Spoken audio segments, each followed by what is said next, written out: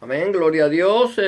Muy buenas noches, mis amados hermanos. Una vez más, bienvenidos a su programa, Una Palabra Viva y Eficaz.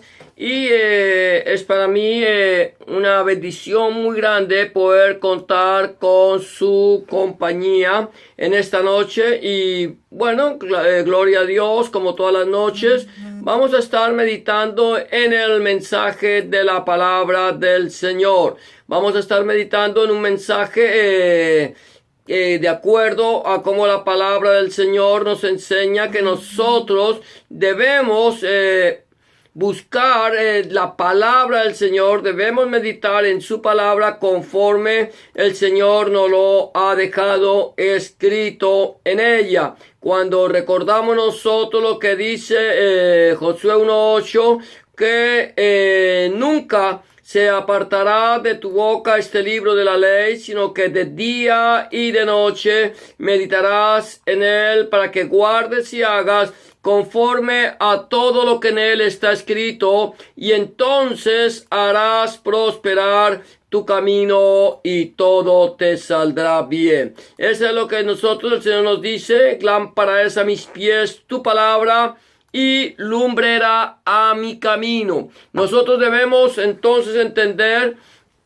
que debemos buscar continuamente de la palabra del Señor, continuamente estar meditando en esa palabra viva, eficaz, más cortante que toda espada de dos filos. ¿Por qué? Porque si nosotros aprendemos a escudriñar las Escrituras, a meditar en ellas, a practicar las Escrituras, seguramente todo nos saldrá bien. Vamos a ser prosperados. La palabra prosperidad es mucho más profunda que tener riquezas materiales. Las riquezas materiales no es un sinónimo de prosperidad. Las riquezas materiales es un sinónimo de eso, de riquezas. Conocemos personas que no tienen el más mínimo temor de Dios nuestro Elohim y son personas multimillonarias. ¿Por qué razón? Son personas que son empresarios,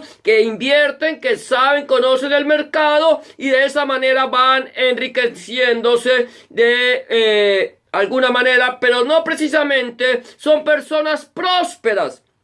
Una persona puede ser una persona pobre, una persona humilde, una persona que vive en el campo, en un ranchito, y puede ser una persona próspera en el sentido de que todo lo que hace le sale bien. ¿Por qué razón? Porque ha aprendido a esperar en Dios nuestro Elohim. Por esa razón nosotros podemos entender cuando la palabra del Señor nos dice que que nunca se apartará de nuestra boca este libro de la Torá. Cuando hablamos del libro de la Torá, estamos hablando de la palabra de Dios, la Santa Biblia, desde el Génesis hasta el Apocalipsis. Esa es la Torá. La Torá son las instrucciones de Dios nuestro Elohim, y la palabra de Dios son instrucciones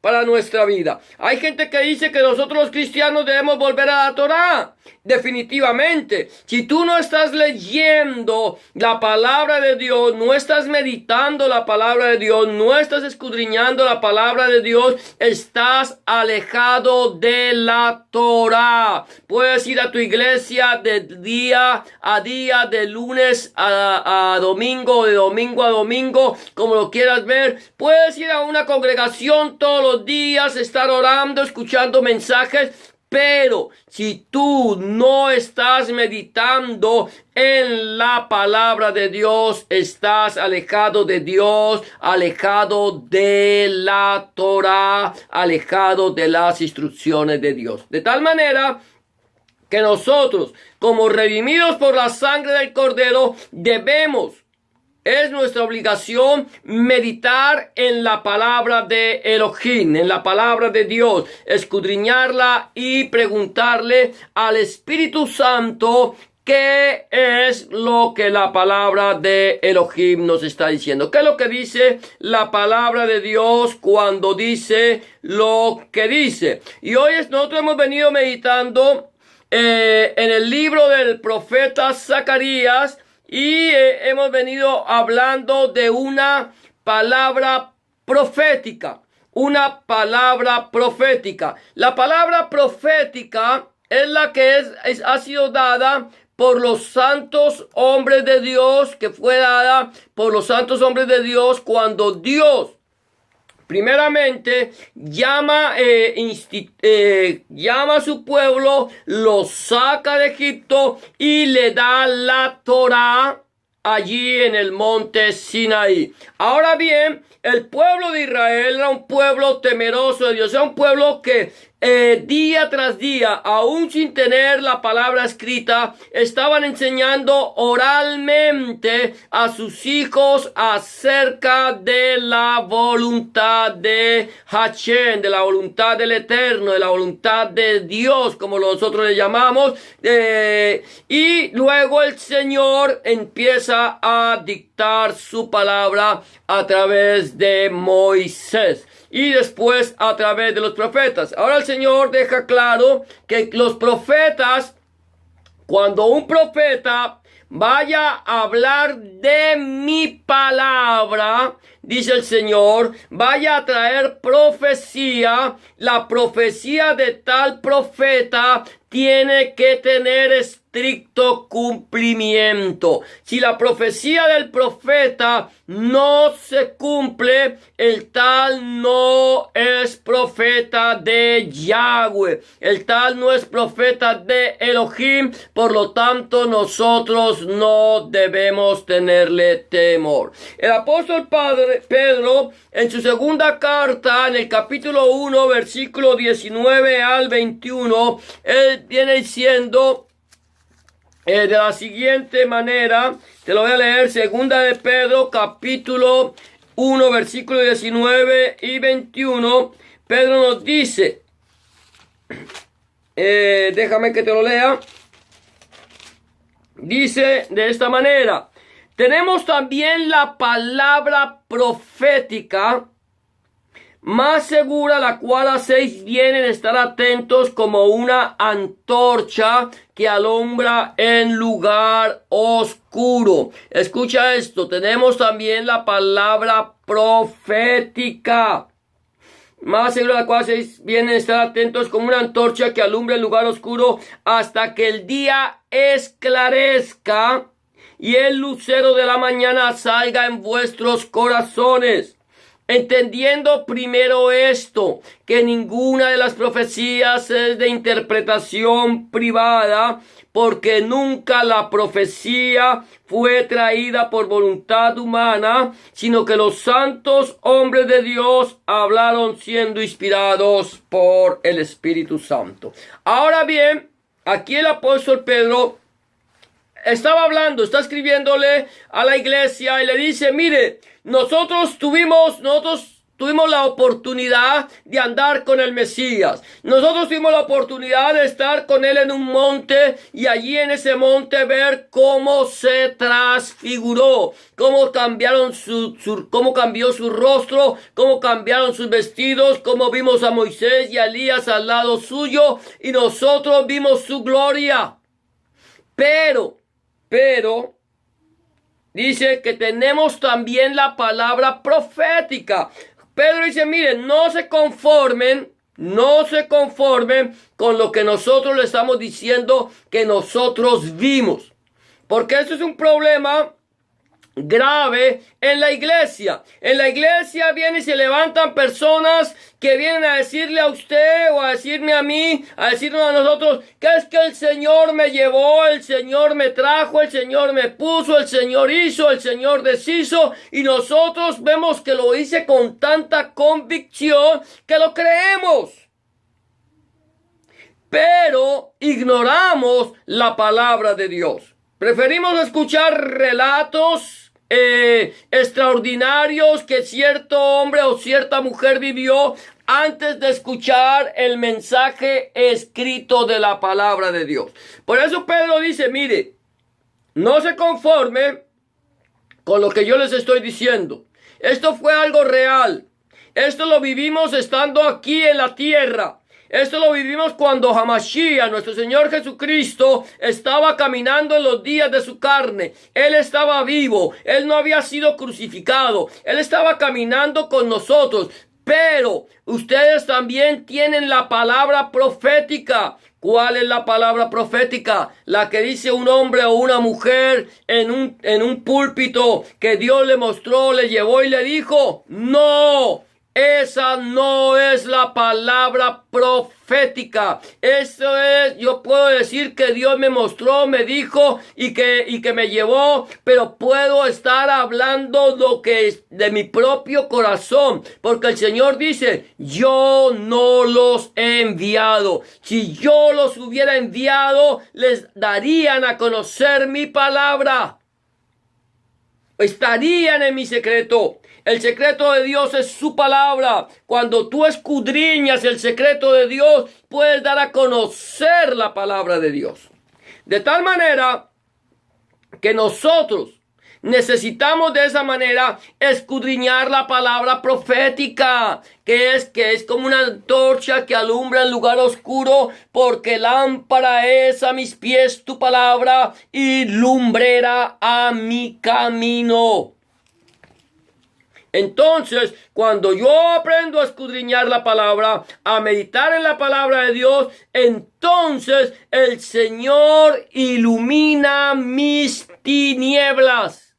Y las tinieblas se convierten en luz.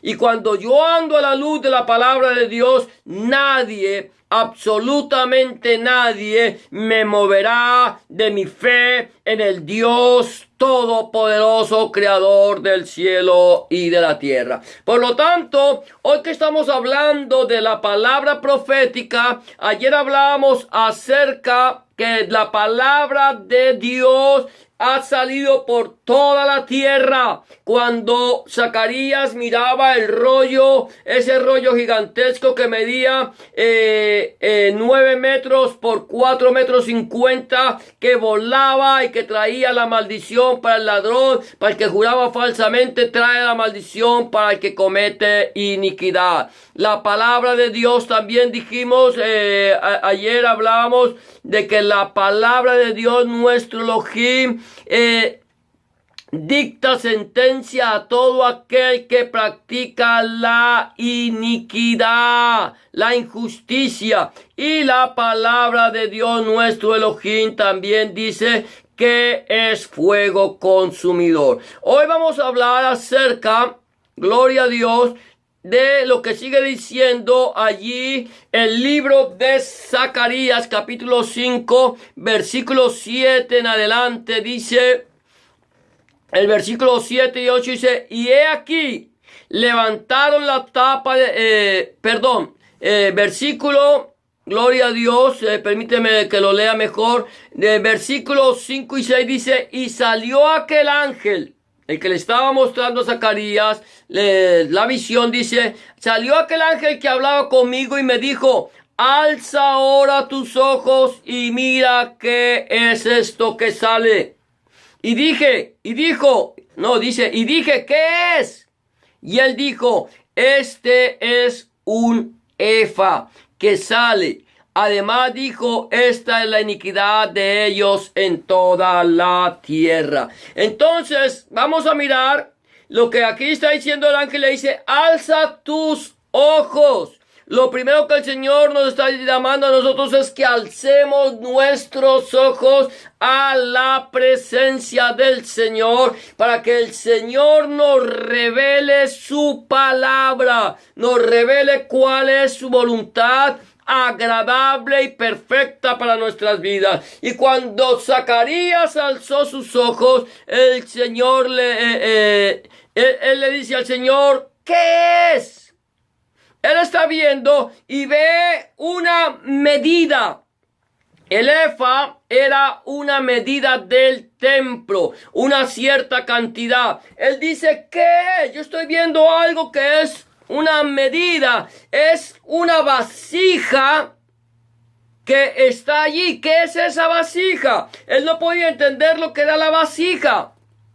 Y aquí el ángel le dijo, este es un efa. Dentro de esta vasija hay una medida de capacidad. Esto es lo que contiene la vasija. Una medida de capacidad. Y esa medida de capacidad es un efa. Y ese efa, esa medida de capacidad, está representando la iniquidad de ellos, la iniquidad del pueblo, la iniquidad de aquellas personas que están alejadas de Dios nuestro Elohim. Él está diciendo, esto es la iniquidad. Entonces, cuando vemos que el ángel le dice, podemos entender que la maldad del hombre llega a su justa medida. La maldad del hombre tiene una capacidad, no puede salirse de esa capacidad. El hombre puede llegar a ser tan malo y tan destructivo como uno no se pueda imaginar, pero tiene una medida. No puede sobrepasar esa medida que Dios ha permitido a Satanás. Dios le ha permitido a Satanás a tener autoridad sobre el hombre. ¿Por qué Dios le permite a Satanás tener autoridad sobre la humanidad? Sencilla y llanamente porque cuando el Señor creó al hombre y lo puso sobre la faz de la tierra y lo llevó allí, a aquel lugar que se llamaba el Jardín del Edén, que supuestamente estaba en lo que hoy nosotros conocemos como Irak o lo que conocemos como Babilonia, allí estaba el Jardín del Edén. Supuestamente era regado por 4 ríos. Conocemos 2 ríos, que es el Tigre y el Éufrates. Los otros 2 no sabemos cuáles son. Pero allí, cuando Dios crea al hombre, Dios le da al hombre libertad de tomar decisiones. Le da libertad de decidir si obedecer o desobedecer, si actuar conforme a la palabra de Dios o no. El hombre tenía total libertad para hacerlo, de tal manera que cuando Dios pone al hombre, y cuando hablo del hombre estoy hablando de el género humano, cuando pone al hombre y la mujer en el jardín del Edén, le dice, de todo árbol del huerto podéis comer, pero del árbol de la ciencia y del bien y del mal no comerás, porque el día que él comieres ciertamente morirás.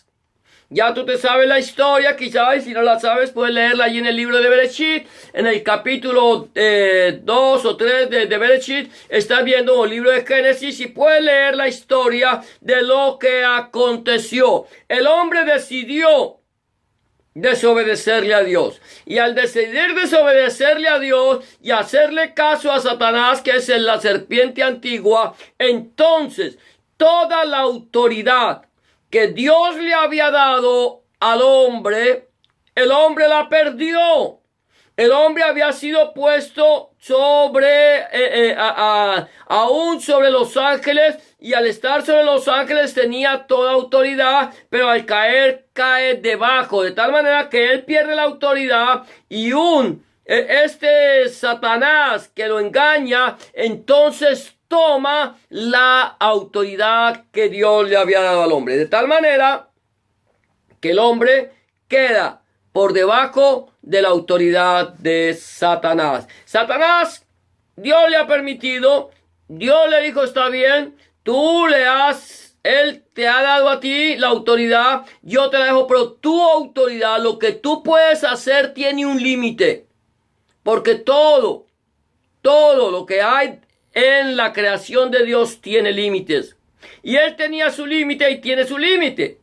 De tal manera que la maldad no puede sobrepasar el límite. Dios la tiene en esa medida de capacidad. En la maldad de ellos que está allí y que Dios le dice hasta aquí puede llegar y de aquí no pasará. Entonces lo primero que podemos entender es que la maldad del hombre llega a su justa medida. No pasará de ahí y el Señor un día le dará fin a la maldad. Luego sigue diciendo versículos 7 y 8.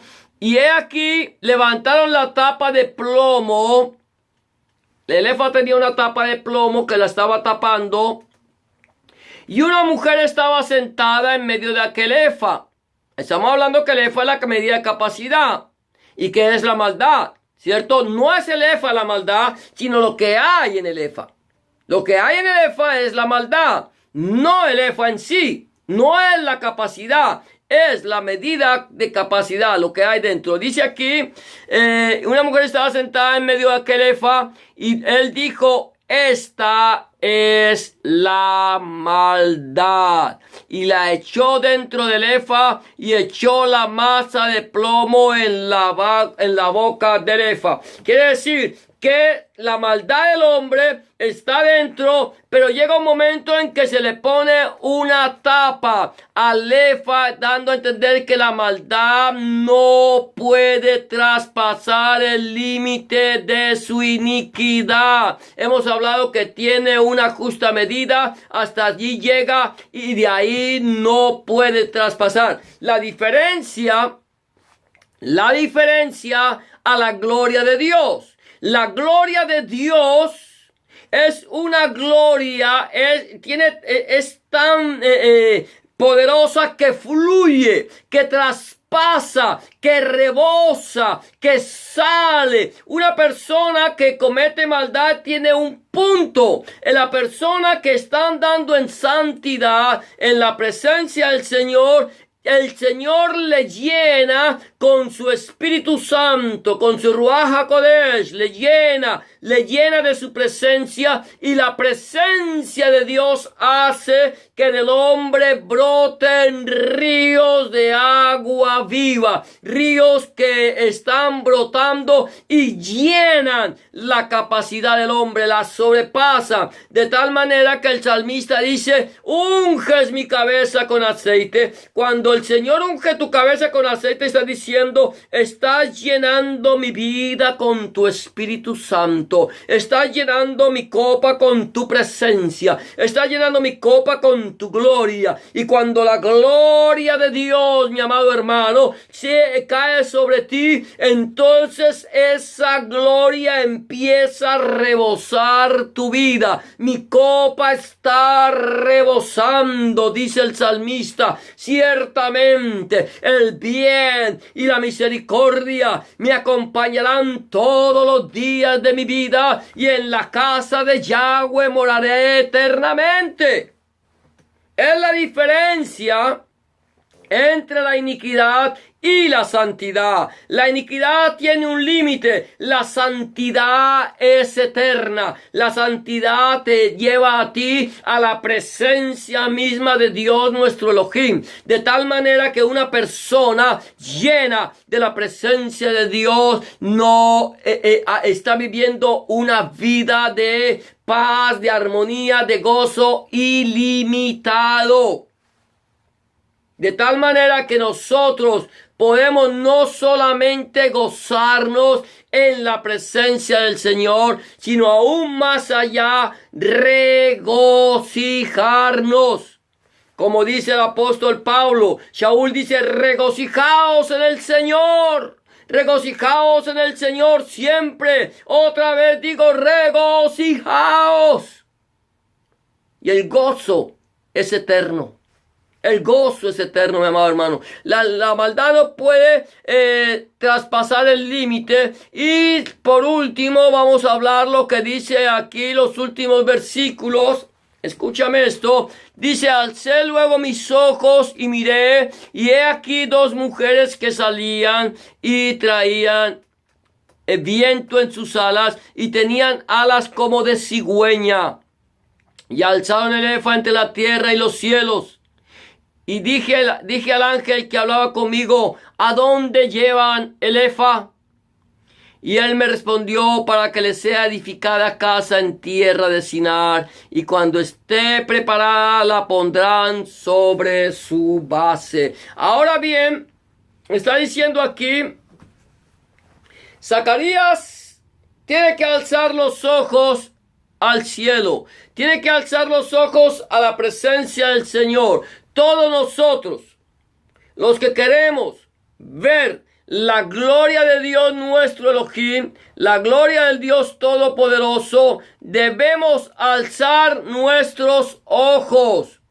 ¿A dónde? A la presencia misma de Dios, a la presencia misma de Elohim. Alza tus ojos, y cuando tú alzas tus ojos, entonces verás la gloria de Dios. Zacarías alzó sus ojos y vio dos mujeres. ¿Quiénes son estas dos mujeres? Estas dos mujeres, hay algo interesante. La Biblia me habla de dos mujeres. Me habla de dos pueblos. Y Dios mira a esos dos pueblos como su novia. Dios mira a esos dos pueblos como su esposa. Habla del pueblo de Israel como su esposa, y habla de la iglesia como su esposa. No puedo decir que estas dos mujeres que aparecen allí trayendo viento en sus alas sean la iglesia y el pueblo de Israel. Pero estas dos mujeres que traen alas y viento en sus alas y traen alas como de cigüeña, toman la maldad. Puedo decir, quizás, no puedo decir sea el pueblo de Israel y el pueblo, la iglesia, porque son los pueblos santos escogidos por el Señor para llevar santidad a las naciones. Santidad a las naciones. Toman la maldad, la levantan y la llevan a Sinar. ¿Dónde está Sinar? ¿Dónde está el monte de Sinar? El monte de Sinar, mi amado hermano, mi amada hermana, amigo y amiga que me escucha, está en Babilonia. En Babilonia. Babilonia la grande. La madre de las rameras. La madre de las rameras de la tierra. Mira esto, es interesante. La Biblia, cuando me habla de Babilonia, me está hablando de desobediencia. El hombre desobedeció a Dios allí, en el jardín del Edén, que supuestamente, de acuerdo a a lo que podemos ver, estaba en Babilonia, lo que hoy se llama Irak. Número 2, Babilonia no solamente me habla de la desobediencia, sino me habla de un pueblo idólatra. Un pueblo idólatra. Babilonia era uno de los pueblos más idólatras que ha habido sobre la faz de la tierra. Y me habla de un pueblo que injusto, un pueblo donde se mueve ¿cómo llamaríamos? Todo lo que es la maldad en sí, como era lo que sucedía en el tiempo de la Roma imperial, que allí aparentemente había justicia, pero el pecado era abundante, de tal manera que el imperio, las orgías, el sexo indiscriminado, todo esto como lo estamos viviendo, es llevado, nos habla de tal manera que el mismo Nuevo Testamento nos muestra a Roma como la Babilonia de aquel entonces, y sigue siendo esa Roma del tiempo de la iglesia primitiva, la Babilonia del día de hoy, una tierra de idolatría, una tierra donde se permiten las cosas más aborrecibles de la tierra, como es la violación de niños, el abuso de ellos, tantas cosas que aparentemente tienen cara de justicia, pero están llenas de iniquidad. Son sepulcros blanqueados, que por fuera se ven hermosos, pero por dentro están llenos de huesos. Allí, a Sinar, a Babilonia, llevaron el efa. ¿Para qué? Para construirle casa, para levantarle un lugar de adoración. La maldad, mi amado hermano, encuentra su sitio en medio de la idolatría. ¿Quieres conocer el centro de idolatría más grande del mundo? Vete a Babilonia la Grande, a la madre de las rameras, a aquella ciudad que está ubicada entre 7 colinas, a la Roma que está allí, que gobierna el mundo a través de su movimiento religioso. Dice la Biblia, mi amado hermano, que allí la llevaron. Si hay un centro idolátrico, si hay una persona idolátrica, si hay un pueblo idolátrico, es el pueblo que está siguiendo a la Roma actual, a la Babilonia actual, y la adoran en cualquier parte del mundo. Adoran a aquellos que los dirigen, a sus dirigentes, los adoran, los tienen como dioses, adoran las imágenes. La maldad, mi hermano amado, encuentra su sitio en medio de la idolatría. Pero un día el Señor vendrá a llevarse su iglesia, a arrebatar su pueblo, a llevarse a un pueblo comprado a precio de sangre, a un pueblo que sabe que, gloria a Dios, que el Señor nuestro Elohim, Dios Todopoderoso, no habita en medio de imágenes hechas por mano de hombre. A un pueblo que se ha apartado de la maldad, a un pueblo que se ha alejado de la iniquidad, a un pueblo que aborrece la mentira, aborrece el latrocinio, aborrece la idolatría, aborrece las prácticas antimorales de esta cultura actual. Un pueblo que se ha conservado en santidad, un pueblo que está buscando de la presencia de Dios. Por ese pueblo, mi amado hermano, viene Dios nuestro Elohim, viene el Señor. Un día, dice la palabra del Señor, el Señor volverá y arrebatará su iglesia. Seremos transformados en un abrir y cerrar de ojos. Los muertos en Cristo, en Hamashiach, resucitarán primero, y nosotros, los que no hayamos muerto, que estemos andando con el Señor, seremos transformados en un abrir y cerrar de ojos. La pregunta de esta noche, como siempre me gusta preguntarla: si el Señor viniera en este momento a pedir tu vida, ¿a dónde vas a pasar tú la eternidad? Si en este momento el Señor viniera y levantara su iglesia, ¿te irías tú con Él? Si el Señor te llamara, ¿a dónde vas a pasar la eternidad? Si tú no estás seguro o segura de dónde vas a pasar la eternidad, te traigo una buena noticia. Es una buena noticia y quizás pueda ser mala. Número 1, la buena noticia es que Dios no quiere que ninguno perezca, sino que todos procedan al arrepentimiento.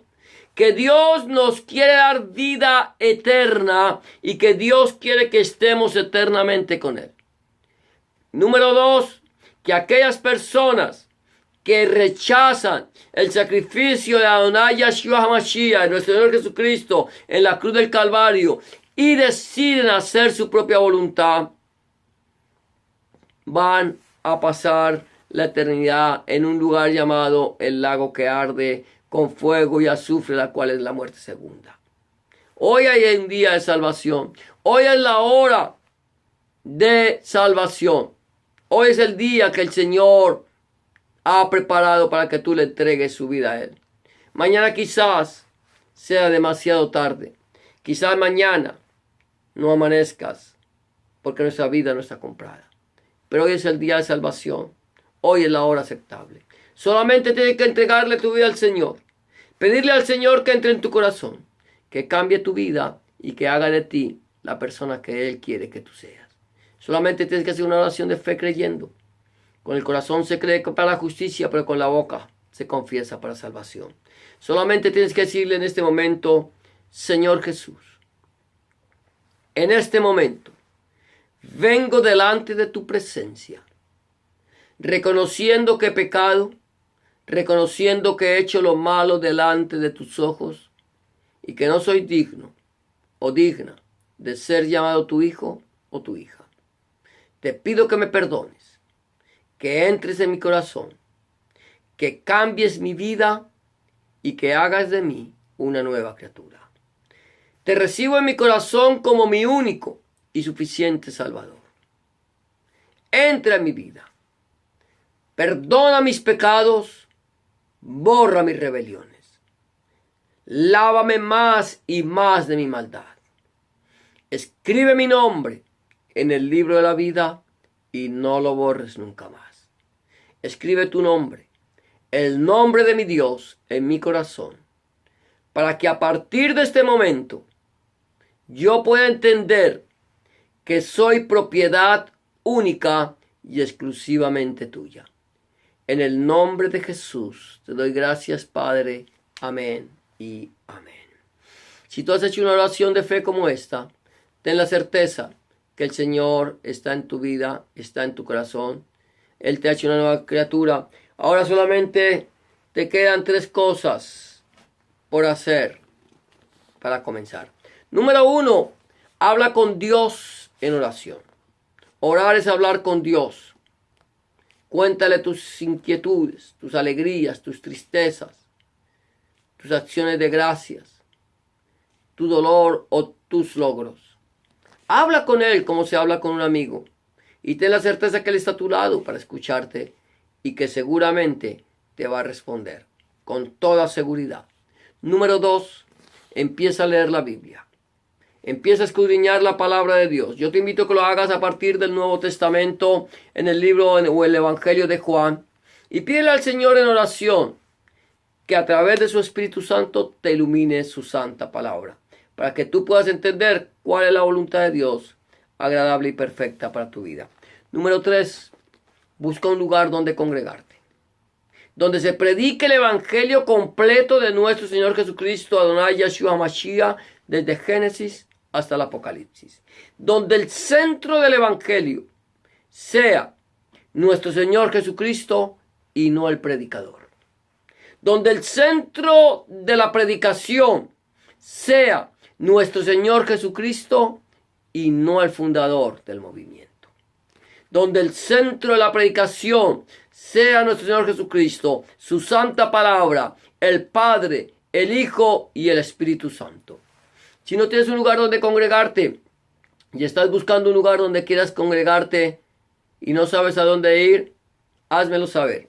Que con mucho gusto, si está en mis manos, yo buscaré una iglesia en tu ciudad donde estemos seguros que se predica el mensaje, el evangelio completo del reino de nuestro Señor Jesucristo, y te haremos llegar esa dirección.